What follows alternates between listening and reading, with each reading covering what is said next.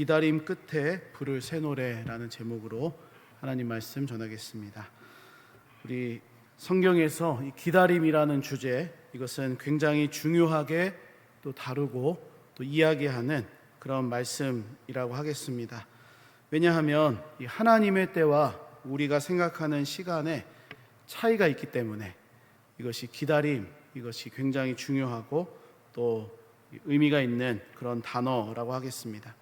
특별히 우리에게 간절히 바라고 또 소원하는 기도의 제목이 있을 때에는 이 기다림이라는 시간이 더욱더 크게 다가옵니다. 내가 바라고 소원하는 것 있을 때에는 이 기다리는 시간이 굉장히 크게 다가오죠. 나는 당장 모든 것이 해결되고 기도의 응답이 왔으면 좋겠는데 하나님께서는 응답하지 않으시는 것 같고 오히려 기다리라고 말씀하시는 것처럼 느껴질 때가 많기 때문에 그렇습니다. 하지만 여기서 우리가 생각해야 될 것이 있습니다. 그것은 하나님은 하나님의 때를 기다리는 자에게 반드시 응답하신다라는 겁니다. 우리 성경에 나오는 몇몇 사람들을 예로 생각해 보아도 아브라함은 75세의 부르심을 받았습니다. 그래서 하나님의 약속을 받고 네 후손을 많게 하겠다, 이 자녀에 대한 약속도 받았지만 25년이라는 시간을 기다렸습니다. 그 기다림 끝에 마침내 사랑하는 아들 이삭을 얻을 수가 있었습니다. 이외에도 많은 인물들이 하나님의 때를 기다렸죠. 또 믿음으로 이렇게 기다리면서 살았던 것을 볼 수가 있는데, 개인의 이야기뿐 아니라 우리 구약 이스라엘 백성들이 그토록 바라고 소원하던 것이 있습니다. 바로 자신들을 구원할 메시아를 기다리는 겁니다. 예수 그리스도에 대한 예언도 이 구약 성경에 많이 나와 있는데, 구약 이스라엘 백성들이 그토록 바라고 소원하던 예수 그리스도가 참으로 오랜 세월 동안 기다리고 기다리다가 약속하신 대로 이루어졌다라는 것을 우리가 성경을 통해서 이제 보는 것이죠. 그러므로 이 기다림이라는 이 주제, 성경에서 빼놓을 수 없는 아주 중요하고 의미 있는 가르침입니다. 오늘날 우리의 현실에서는 어떻습니까? 성경에서는 이렇게 중요하고 또 의미 있는 가르침인데, 오늘날 우리의 현실은 이 기다림이라는 주제가 그렇게 멋있거나 신선하거나 매력적으로 다가오지는 않는 것 같습니다. 특별히 인터넷이 이제 발달해 있는 우리 사회, 또 우리 핸드폰을 다 가지고 이 스마트폰을 가지고 살아가는 우리에게는 기다림이라는 이 시간이 아무런 의미가 없는 것처럼 느껴지고 또 불필요한 시간인 것처럼 인식을 하면서 살아갑니다. 예를 들어보면 우리가 인터넷이 너무나 좋은 시대를 살아가고 있기 때문에 내가 원하는 것을 검색하면 곧바로 얻을 수가 있습니다. 내가 이것을 찾고 싶다, 어디 이제 장소에 가야 된다 라고 하면 바로바로 이 답을 얻을 수가 있는 것이죠. 그런데 내가 원하는 답이 이렇게 인터넷이 좋은 시대에 바로 나오지 않으면 어떨까요? 이 가슴이 이제 답답해지는 겁니다. 당장 지금 내가 그것을 해야 되는데 어떻게 해야 될지를 모르는 우리의 상황입니다. 그때 이런 생각을 합니다. 인터넷을 바꿔야 되겠다. 혹은 핸드폰이 고장났나 보다. 내가 너무 핸드폰을 오래 썼구나. 한 2년 정도 썼으니까 이제 새 것으로 바꿔야 되겠다. 집에 있는 컴퓨터 빨리 바꿔야 되겠네 라고 생각을 하죠. 하나의 단편적인 예이지만 이 기다림의 시간이 불필요하다는 것을 나도 모르는 사이에 배우고 그것에 익숙해져 있는 우리의 모습을 발견하게 되는 겁니다. 최근에 제가 경험한 일도 있습니다. 몸이 조금 이제 아프고 이 감기 기운이 조금 있어가지고 병원에 가야 될 일이 있었습니다. 미리 예방하는 차원에서 이제 막 아프기 직전에 이제 병원에 가야 되는데, 이 병원에 사람들이 굉장히 많으니까 처음부터 가서 기다리면 이 시간이 굉장히 아깝습니다. 그래서 이 핸드폰 어플로 병원 예약을 했습니다. 그리고 이제 실시간으로 이걸 보면서 몇 명이 있구나, 나는 열 몇 번째구나, 이렇게 이제 이 확인을 하면서 이제 한 5명쯤 남았네, 이제 천왕역쯤 나가면 한 2-3명 정도 빠지겠구나. 그래서 나 곧바로 이제 진료를 받고 이제 올 수 있겠다라고 하면서 그렇게 오래 기다리지 않았습니다. 아주 이제 신속하게 이 병원 진료를 받고 왔습니다. 너무 편리하죠. 그냥 보면서 몇 명이 있네. 내가 이번 주쯤 가면 이제 괜찮겠다. 너무 좋았습니다. 너무 편리했습니다. 뭐 그때까지는 이제 그런 것이 있다라고는 알았는데 실제로 이제 사용해 본 것이 이제 처음이라는 겁니다. 그런데 이렇게 좋은 시대인데 한편으로는 이런 생각이 들었습니다. 오늘 우리가 사는 이 시대가 기다림이라는 이 시간을 그렇게 중요하게 생각하지 않는구나. 무엇이든지 그냥 빨리 바로 막 내 마음대로 이루어져야 하는 그러한 시대가 되고 있다라는 이런 생각을 하게 됐습니다. 이처럼 우리는 이 무엇이든지 편리하고 빠르게 이루어져야만 하는 이 익숙한 시대를 살아가고 있습니다. 그래서인지 우리의 기도 제목이나 우리의 신앙생활도 빨리빨리 뭐가 되어야 됩니다. 내가 원하는 시간에 딱딱딱 이것이 이루어져야 한다는 생각을 할 때가 많은 것 같습니다. 나도 모르는 사이에 그것이 우리 몸에 배인다는 것이죠. 하지만 성경이 우리에게 말씀하고 있는 것은 우리가 참고 인내하는 이 기다림의 시간이 결코 헛되지 않다는 것을 가르쳐 주고 있습니다. 그렇다면 성경이 무엇 때문에 우리의 기다림이 헛되지 않을 수 있다고 말씀하고 있는지 오늘 이 본문 말씀에 좀 의지해서 말씀의 은혜를 좀 생각해 보겠습니다. 첫째로 응답하시는 하나님이 계시기 때문에 우리의 기다림이 헛되지 않을 수 있습니다. 오늘 본문 1절 말씀입니다. 내가 여호와를 기다리고 기다렸더니 귀를 기울이사 나의 부르짖음을 들으셨도다. 아멘. 말씀을 보면 이 시인이 하나님을 기다렸다, 여호와 하나님을 기다렸다라고 고백합니다. 여기서 두 번이나 강조되고 있지요. 두 번이나 기다리고 기다렸다라고 이렇게 강조하고 있는 이유는 이 시인의 기다림이 얼마나 간절했는지, 정말로 하나님을 기다리고 또 기다리고 너무도 간절한 마음으로 기다렸던 그것을 이제 표현하는 겁니다. 우리도 이 한국말에 그렇게 말하지 않습니까? 내가 보고 싶고 보고 싶었다, 내가 너무너무 보고 싶었다라는 것을 강조하는 거죠. 예수님께서도 이런 말씀을 하신 적이 있습니다. 내가 진실로 진실로 내게 이른다. 왜 두 번이나 말씀하실까요? 강조하시기 위해서. 바로 이 기다리고 기다렸다라는 이것이 얼마나 간절한 기다림이었는지를 지금 이 시인이 표현을 하고 있는 것이죠. 어떻게 되었습니까? 간절히 기다렸는데 그 기다림에 끝이 있었습니다. 기다렸더니 정말로 하나님께서 귀를 기울여 주셨고 그의 부르짖음을 들으셨다라는 것이 이 시인의 고백입니다. 그러므로 오늘 우리에게 가르쳐주고 있는 이 성경의 말씀은 하나님 안에서의 기다림의 시간은 결코 헛된 시간이 아니다라고 우리에게 말씀하고 있는 겁니다. 왜요? 기다리고 기다리는 자에게 응답하시는 하나님이 계시기 때문에 그렇습니다. 주 안에 사랑하는 여러분, 우리 모두 하나님 안에서 조급해하지 않고 충분히 기다릴 수 있는 우리 모두가 되었으면 좋겠습니다. 왜 그렇습니까?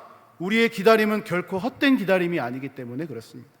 그냥 막 시간이 흘러가는 것을 정처 없이 그냥 흘러가는구나 이렇게 생각하는 것이 아니라 하나님께서 응답해 주실 것을 기대하며 기다리는 시간을 보내고 있기 때문에 이 기다림이라는 것이 결코 헛되지 않다는 것입니다. 우리 시편 40편은 이 다윗이 지은 시다 이렇게 알려져 있습니다. 우리가 생각할 때 다윗이라는 인물, 정말 하나님과 동행했던 사람이고 하나님의 은혜를 누렸고 또 이스라엘의 어떤 왕으로서 이스라엘 나라의 황금기를 열었던 부러운 인물이다 이렇게 생각할 수가 있는데, 우리가 지난주 수요일에 들었던 말씀을 한번 생각해 보면 이 다윗의 부러운 면만 있는 것이 아니라 다윗의 연단도 있었습니다. 다윗은 참으로 많은 어려움, 연단의 시간을 통과했습니다. 목사님께서는 이제 많이 설명해 주셨지만 저는 한마디로 이렇게 요약해 보면 다윗이라는 인물의 연단의 시간은 하나님의 때를 기다리며 살았던 시간이었습니다. 다윗은요, 자기의 손으로 사울 왕을 죽일 수 있었던 기회가 두 번이나 있었습니다. 그런데 기다렸죠. 멈췄습니다. 그냥 죽이고 싶지 않아서 죽이지 않은 것이 아니라 하나님께서 자신에게 이스라엘의 왕위를 주실 때 그때를 기다린 겁니다. 만약 다윗이 저처럼 조급한 성격을 가지고 있었다면 자기의 뜻대로 왕위의 자리에 왕위에 올랐겠죠. 만약 자기의 뜻대로 이 왕을 했다면 그의 연단의 시간은 짧았을 겁니다. 하지만 다윗이 이 하나님의 때를 기다린 만큼 연단의 시간도 길었습니다. 더 고통스러운 시간이 짧을 수 있었는데 더 길었다라는 겁니다. 이 시간이 계속해서 연장되는 겁니다. 기다렸더니 연장되고요, 또 기다렸더니 또 연장되는 거예요. 아니, 그냥 첫 번째 사울을 죽일 수 있었던 그 순간에 죽였으면 연단의 시간, 고통의 시간이 짧았을 텐데, 이 다윗은 속된 말로 바보같이 하나님의 때를 기다리다가 이 고통스러운 삶이 더 연장이 되는 겁니다. 그럼에도 불구하고 우리가 생각하는 다윗은 어떻습니까? 하나님의 때를 기다린 그 시간을 결코 헛된 시간이다 이렇게 보지 않습니다. 우리가 다윗을 볼 때 그렇게 본다는 것이죠. 아니, 그렇게 이 하나님의 시간을 기다렸던 이 다윗, 그래서 고통이 연장되고 연장됐는데 다윗을 한번 우리가 묵상해보고 생각해보니까 하나님의 때를 기다린 것을 참 잘했구나 이렇게 생각합니다. 왜냐하면 다윗에게 하나님께서 응답해 주셨기 때문입니다. 다윗의 기다림을 결코 헛되게 만들지 않으시고 하나님께서는 그것을 들으시고 응답해 주셔서 다윗을 오늘 본문 2절에 이렇게 만들어 주셨습니다.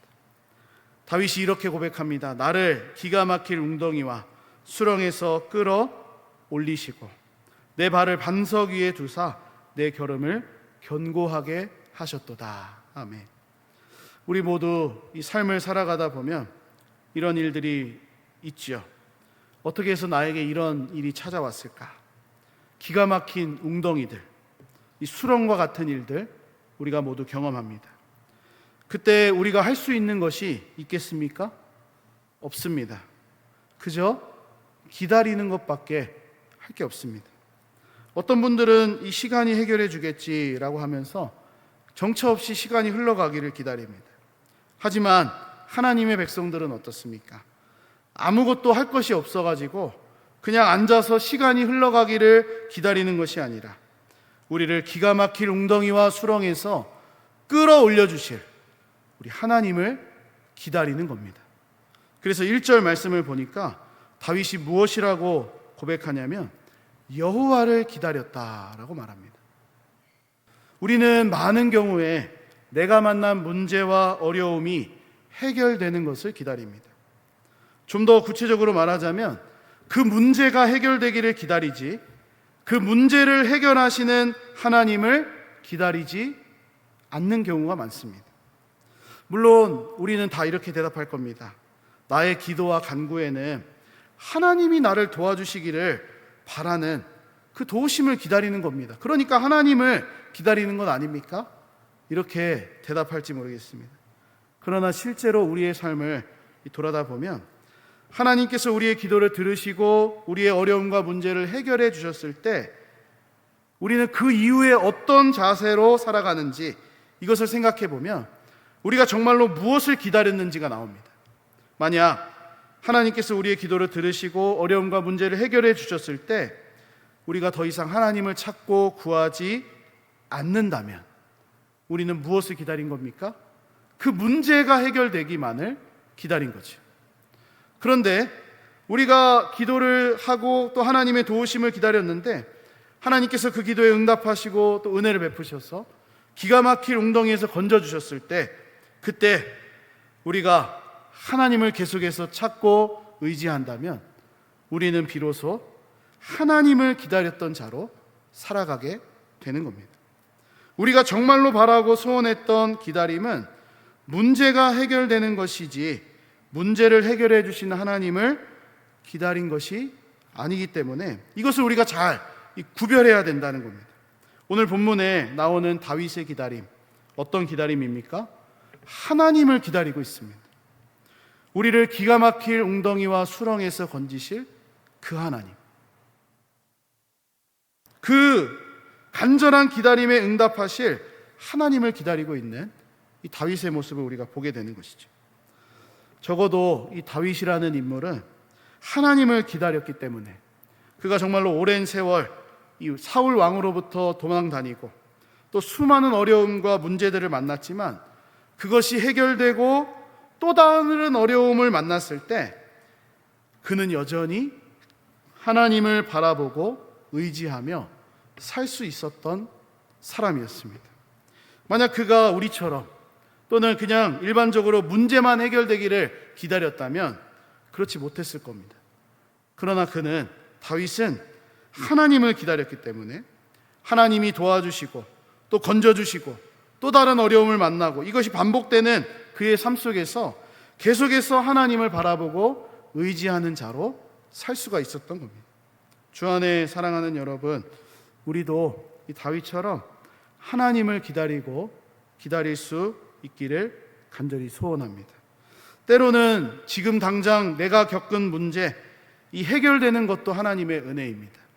그러나 그 문제를 통해 하나님 앞에서 하나님을 기다린 그 시간이 우리에게 더 값지고 복된 시간이라는 것도 기억할 수 있어야 되겠습니다.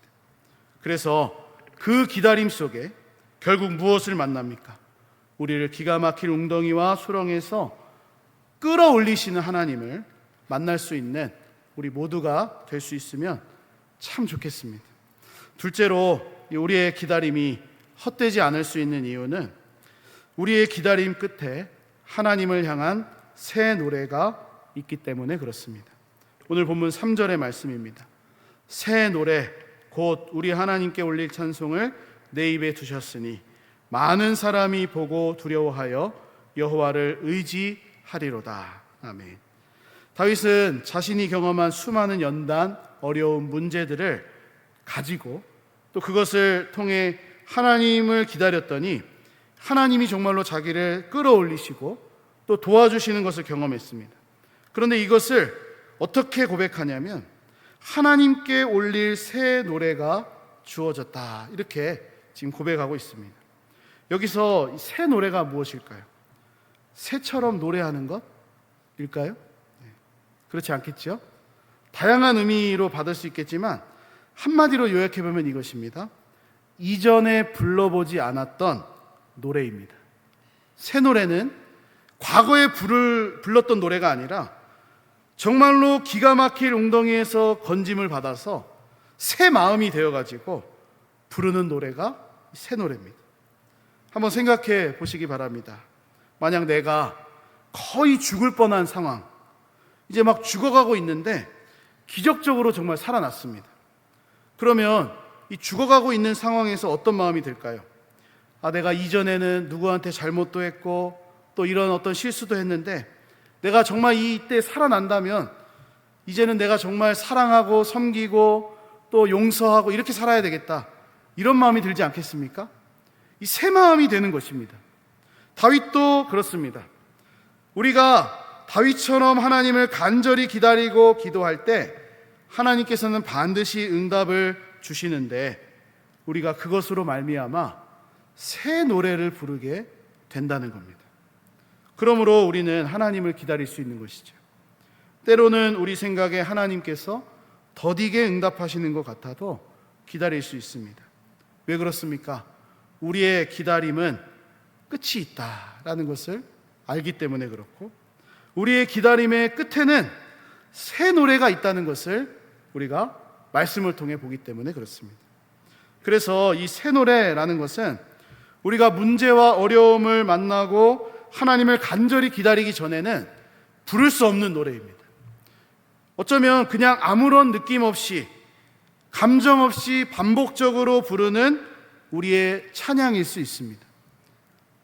주여 하나님 아버지라고 부르는 그런 반복적인 부름, 그것이 아니라 하나님을 기다렸던 그 간절한 기다림의 시간을 통과한 이후에 이제는 정말 하나님께서 나를 구원해 주셨구나, 나를 살게 하셨구나라고 그것을 경험하고 부르는 완전히 이전과는 다른 새 노래, 새 마음으로 하나님을 찬양하게 된다는 것입니다. 그러므로 하나님은 어떤 분이십니까? 하나님의 백성들에게 새 노래를 부르게 하시는 분입니다. 우리가 이것을 기억해야 되겠죠.